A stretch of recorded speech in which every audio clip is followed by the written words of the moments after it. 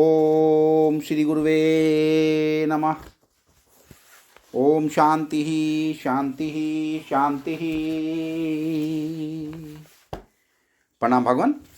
भगवान एक सत्संग मुंडक उपनिषद प्रवचन श्री स्वामी अखंडानंद सरस्वती जी महाराज द्वारा विरचित मुंडक सुधा से प्रवचन नंबर 27, मंत्र नंबर 3 से 4, आत्म प्रकाश कैसे, और एपिसोड नंबर 5 लेते हैं। भगवान स्वामी जी बताते हैं मंत्र के माध्यम से कि न अयम आत्मा बलहीनेन लभ्यो न च परमाद तपसो वाप्यलिंगात् एत रूपार ये यर्ते यस्सु विद्वान यशेष आत्मा विशते ब्रह्मधाम।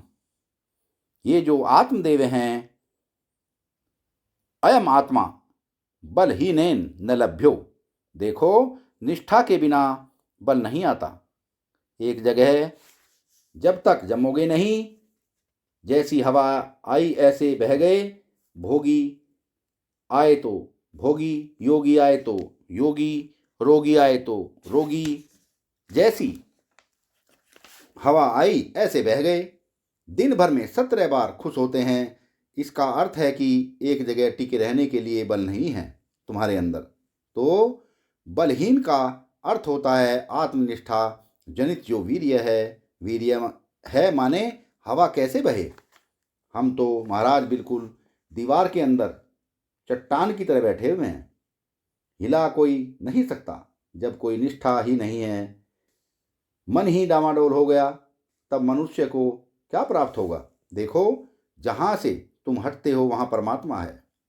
तो तुम जब हटते हो तो परमात्मा से ही हट जाते हो। तुम्हारे हृदय में परमात्मा है। अब हृदय में से हटे तो बोले नए नए परमात्मा कहाँ रहता है। बोले बकरे में रहता है, कुत्ते में रहता है, घोड़ों में रहता है। नारायण कहो स्त्री में रहता है, पुरुष में रहता है। अब तेरे दिल में क्या रहता है? उसके दिल में परमात्मा रहता है।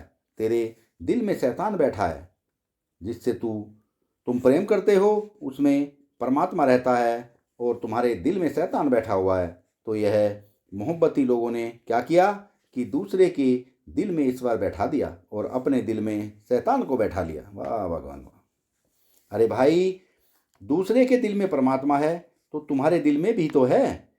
उसको क्यों नहीं देखते? तो अपने दिल में बैठने का बल नहीं है। बल किस में होता है? जो त्याग कर सकता है, जो भोग का त्याग कर सकता है, धन का त्याग कर सकता है, कर्म का त्याग कर सकता है, उसके अंदर बल होता है।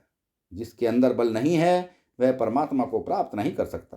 बोले बाबा देखो, यह बेटा है, यह हाथी घोड़ा है, यह विषय शक्ति है। एक आदमी ने कहा कि महाराज बस एक संतान हो जाए तो हम सब कुछ छोड़कर संन्यास लेना चाहते हैं। संतान तो हो गई ईश्वर कृपा से। बोले महाराज अभी तो वो छोटा है, थोड़ा पढ़ लिख जाए। पढ़ लिख गया, ये हुआ, अब इसका ब्याह कर दें। अब तैयार, ब्याह हो गया। तो बोले महाराज अभी तो इनको संसार का कोई अनुभव नहीं है, जरा नाती भी हो जाए। अब नाती पोते हो गए। तो बोले अब तो शरीर वृद्ध हो गया, अब तो शरीर वृद्ध हो गया, अब तो तपस्या करने की शक्ति नहीं है, अब तो सेवक चाहिए। मर गए। ऐसे नहीं बनता। एक आदमी ने अपने ससुर को चिट्ठी लिखी कि आज हम सन्यासी होने जा रहे हैं, तुम्हारी इच्छा हो मिलने की तो आकर हम लोगों से मिल जाओ। अब सास ने सुना तो वह रोने लग गई कि हमारी बेटी पति के बिना कैसे रहेगी, और हमारा जमाई साधु हो जाएगा। हाय हाय, मैं तो मारी गई। अब वह जो ससुर था उसने कहा कि तुम रो मत मुन्नी की माँ। क्यों? क्योंकि वह हमारा जमाई साधु होने वाला नहीं है। क्यों नहीं होने वाला है? बोले ऐसे साधु हुआ ही नहीं जाता। कैसे साधु हुआ जाता है कि तुमको बतावें? बोली हाँ बताओ, कैसे साधु हुआ जाता है? ऐसे हुआ जाता है। देखो मुन्नी की माँ, तुम मेरी भी माँ हो और मैं तुम्हारे पांव छूता हूँ, और अब मैं सन्यासी हो कर जा रहा हूँ। अब वह जमाई तो सास का भी पालन करने के लिए, अपनी पत्नी का भी पालन करने के लिए घर में रहे, और वह ससुर साधु हो गया। नारायण, इसके लिए उसके लिए प्रमाद, इससे ज्ञान नहीं होता। तपसो वाप्यलिंगात, बोले तप तो बहुत करते हैं लेकिन त्याग नहीं है। अलिंगात तपसा, लिंग क्या है? लिंग त्याग है। लिंग चिन्हेन अनुमाने च साख्योक्त प्रकृतावपि शिवमूर्ति विशेषपि मेहने अपि नपुंसकम। यह लिंग शब्द संन्यास का वाचक है। संन्यास माने प्रदीप्त अंतर्दृष्टि। ज्ञान ऐसा होना चाहिए, ज्ञान ऐसे चाहिए कि अपने ज्ञान के प्रकाश में देखा हुआ हो तो असत है, उसको छोड़ सके। जो जो ज्ञान के प्रकाश में जाना जाए उस विनाशी विषय को, उस जड़ विषय को, उस दुखद विषय को छोड़ सके।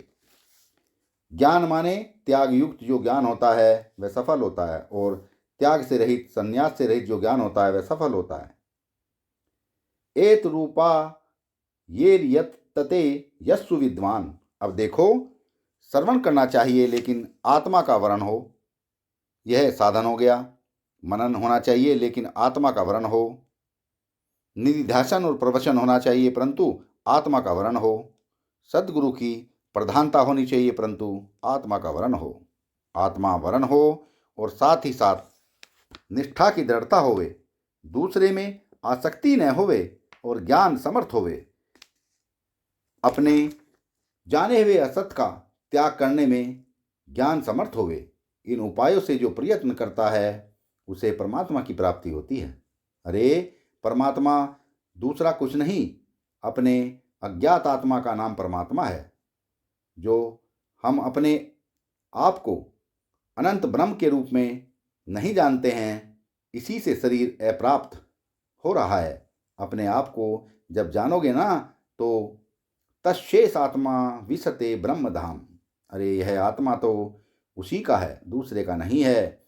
यह आत्मा ज्ञान से अविद्या का विदूषण करके परमात्मा के साथ एक ही भाव को प्राप्त हो जाता है। तो यदि आप चाहते हो कि हमको परमात्मा मिले, उसमें प्रवेश होवे जल्दी, तो ज्ञान ऐसा चाहिए जिससे जाने हुए विषय का परित्याग किया जा सके और स्त्री पुरुष आदि के कारण आत्मज्ञान में प्रमाद नहीं होवे। और निष्ठा ऐसी होनी चाहिए कि उसमें एक जगह टिके रहने की दृढ़ता होवे। और श्रवण मनन निधि ध्यासन ऐसा होना चाहिए जिसमें आत्मा का वरण, आत्म जिज्ञासा, आत्म प्रार्थना होवे और गुरु की प्रसन्नता होवे। इसी से महान पुरुषों ने परमात्मा को प्राप्त किया है। सन प्राप्त येन मर्त्स्यो ज्ञान तर्त कृत आत्मानो वीतरागा प्रशांता ते स्वर्गम सर्वतः प्राप्त धीरा युक्त आत्मान सर्वमेव अविशंति। इसी को प्राप्त करके जो ऋषि हैं वे ज्ञान तृप्त हो जाते हैं। कर्तात्मा वीतराग प्रशांत, यह महात्मा का वर्णन है। आगे महापुरुष का बड़ा विलक्षण वर्णन आ रहा है। अब वह आपको फिर कल सुनावेंगे। सत्संग को विराम देते हैं भगवान। प्रणाम भगवान।